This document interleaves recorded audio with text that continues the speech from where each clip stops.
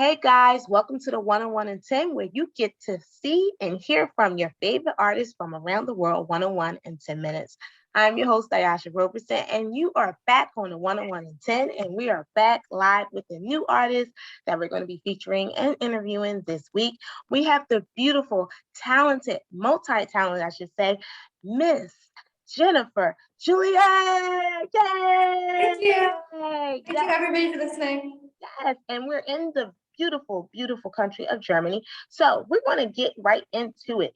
Now, I understand you are this multi-talented musical artist and you play the piano. When did you start playing the piano and how did you learn to play the piano? I was really young. So I grew up in Wales, which is in Great Britain, but it's its own little country. Mm-hmm. I was just super young. I was in a church service with my parents. My dad is a Baptist minister. Oh, wow. And there was an organist, and he pointed at me. I was 4, and he said, "She can sing, get her some lessons." And they did. My parents, they really did. And there's a thing in Wales where they say that everybody can sing. And I have to say, it's really true. I don't know if you probably never heard the Welsh national anthem, but it's amazing. The stadiums erupt. You know, it's just crazy. And yeah, I got the lessons, and then in my school they noticed that I could sing really well, so they offered me the piano, so I started to play, and I learned all my other instruments from there. I was really lucky. Most of it was free. Oh, wow, that's a beautiful, beautiful thing. And you said the Wales national anthem. I have to check that out to actually hear the national anthem of Wales, because I've never heard that anthem before. So yeah, this is awesome. So you started off with your musical skills at a very, very young age. Someone just pointed you out and said that you can sing. Your parents were able to go ahead and allow for that that gift to really soar into something that's so inspiring, and it's a talent, and it's beautiful to hear your voice and your music. Now, how did you come up with your own sound of? Yeah, that's a great question. I spent a long time playing in orchestras and singing in opera. And I really didn't think that I had that kind of a voice. I just thought that I was a really good classical performer and nothing else. And actually, I'd written a few songs for myself. You know, when you have some real pain, it really brings out something. And everybody has their own outlet. Of like, you're going to have your own outlet to bring that out. I have a piano. So one particular incident happened to me, and I was in Prague in the train station, and I went to the piano and I started to play, and a song came out, and that was my first song, Small Voice. And I have a few like that. I never thought I would do anything with them. And then I met my husband, and he was like, "What are you doing? Why aren't you singing? Why aren't you singing more of your own stuff?" I was like, "I don't know how to do it. I don't know what I'm doing. I'm not good enough." Anyway, turns out I was. I'm super grateful for it. Had a bit of a push because of COVID. So I was home with my 2 children, and they're really small. They're like babies. And I really lost who I was. I was literally just mom from morning till night and through the night. I was just mom, which is beautiful. Mm-hmm. But it left no room for Jennifer. Like she was gone. Mm. And no, like I had to claw out of it. I really had to. And it's really put a huge light on my mental health and how you have to preserve it. Like everybody needs to put a huge spotlight on their mental health right now and ask, are you okay? And are you doing something for you? Correct. And it's good that you were able to see that that was something that was missing, or something that just kind of went away, because being a mom and a wife, you get lost in that, and then you kind of lose yourself.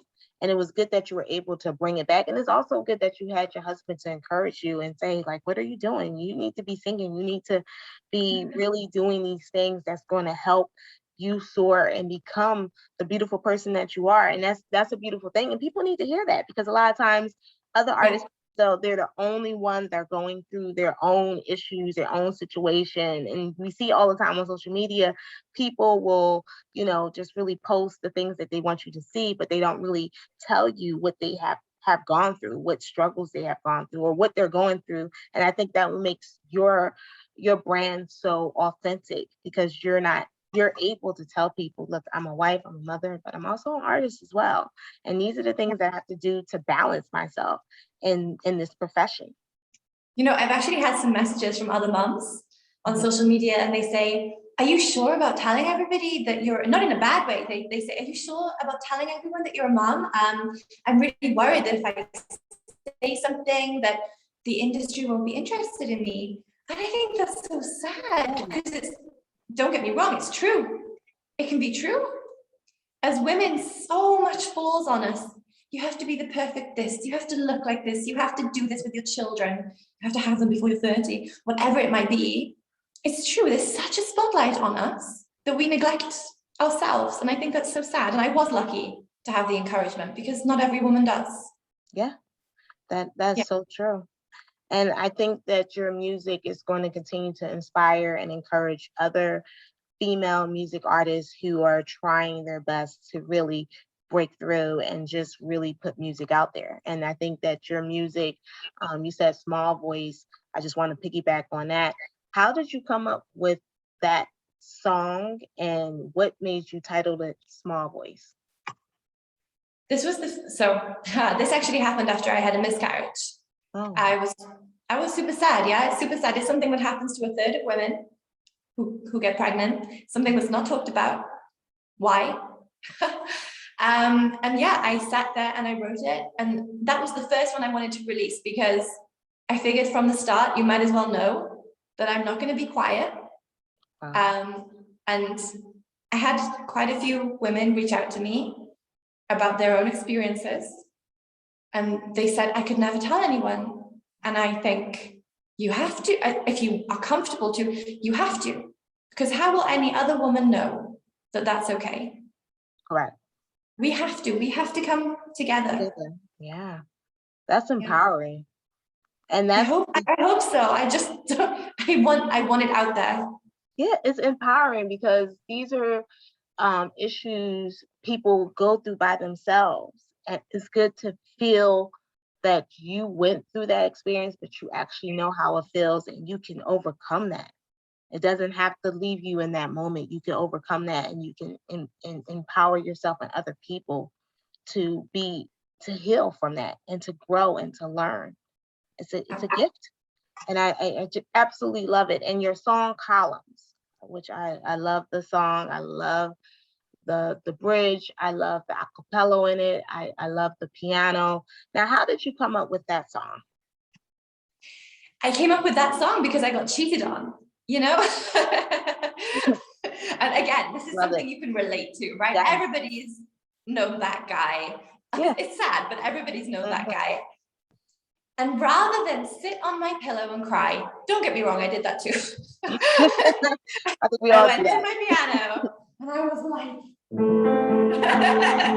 you know, I felt something. And as I was doing this, I looked outside and it started pouring with rain. I kid you not. No. And I thought, this is just perfect. That's perfect. So I let it out. Yes, great. And it actually, when you started playing the piano, it just really felt that energy, that spirit in that song. And it made me feel like, oh my gosh, that's just so perfect. And I think that's what I really truly love about your brand and your music. Like, everything that you make is not based off of what people want to hear or what people, it's actually based off of your experiences and how you were able to overcome them and empower yourself through them. And that's what people need to hear. That's what people need, because they need to be able to heal and to feel the music and see that will help them get to the next level. And I think that's great. I love it. I love it. Now, can you tell me, this is one of the last two questions. Who are your musical influences? This is a great question. There's a pianist in London called Alexis French. He is amazing. He makes me feel things with his piano pieces I've never felt before.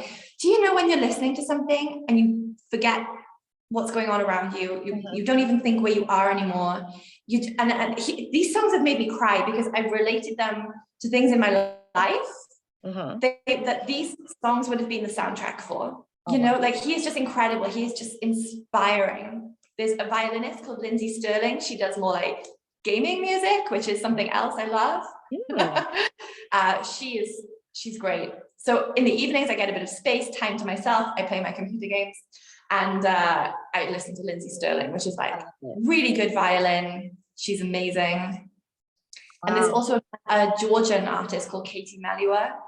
She's quite famous. Wow. It's the closest thing to crazy. That one. She's quiet, but she conveys the emotion while being held back and quiet, which is a real skill. Yeah, that is a real skill, because most people can't do that. I know I can't do that. Well, that's great, because I see the versatile of influences that you have that kind of makes you came up with your own unique style as well. Being this creative artist and being this empowering and this feminist, yeah, to me, you're a feminist. 100%. Person who is just really about bringing people together and just loving up on who you are as a person and loving your life, the good, bad, and ugly in between, because that's what makes you the person that you are. And I just absolutely love it. Now, can you tell everyone about how they can get in contact with you in regards to upcoming shows, performances, booking you for things, your social media, etc.?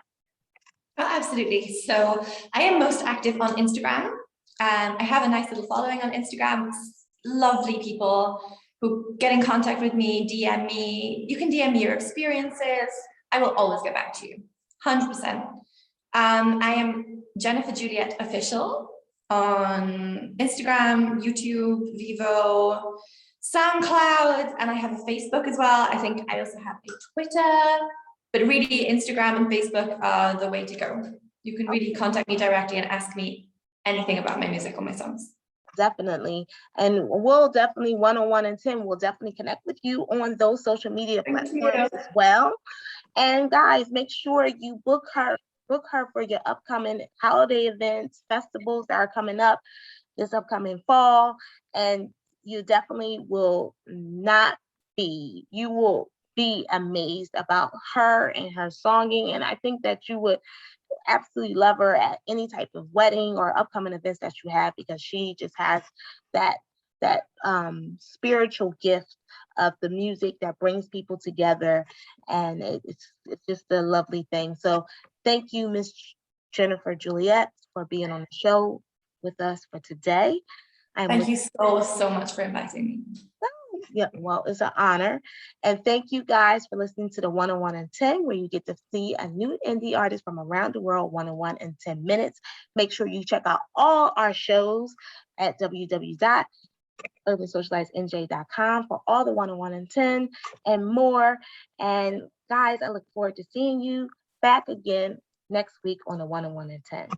Thank you so much, Miss Juliette, for being on the show. And you guys have a great day. Take care.